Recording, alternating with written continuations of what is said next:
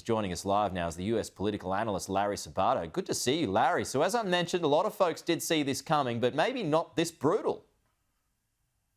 Yes, well, who doesn't like a good messy divorce, Pete? I mean, we're all voyeurs, really. Look, everyone knew this marriage would not last until death do them part. We knew that much. This is awfully soon. It was just a couple of days ago that Musk was in the Oval Office receiving a solid gold key from Donald Trump. Supposedly it fits in the White House. Maybe it was faux gold. I don't know. But yes, this was very swift and it's extraordinarily nasty. And I just hate reading this, don't you? Who's right, though, Larry? Who's right? Well, look, as in any divorce, I think there's fault on both sides. Clearly, Trump did not attend to Elon Musk's interest to the degree that Elon wanted, particularly on electric vehicle tax credits. But it's also true that Musk never really understood the deal with Trump. When you're dealing with the president of the United States, the winner is always going to be the president of the United States.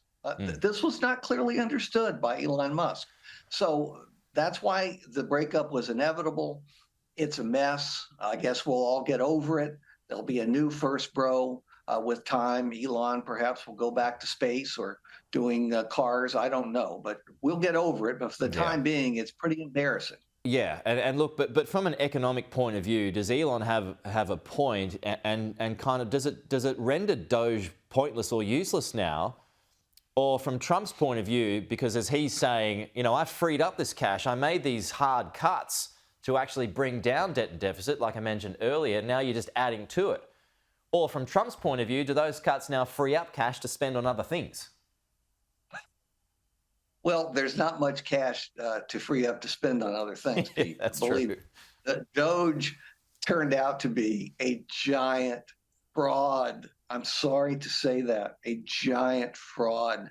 It was supposed to save $2 trillion, and then he lowered it to $1 trillion. And actually, if it's even 125 billion approximately, I'll be surprised. I think in the end, DOGE will cost more money than it saves, and it's going to save a pittance if it saves anything. Didn't he make savings, though? Didn't he find widespread fraud from people, you know, people who'd passed away who are still receiving benefits? Weren't there millions or even hundreds of millions on that front?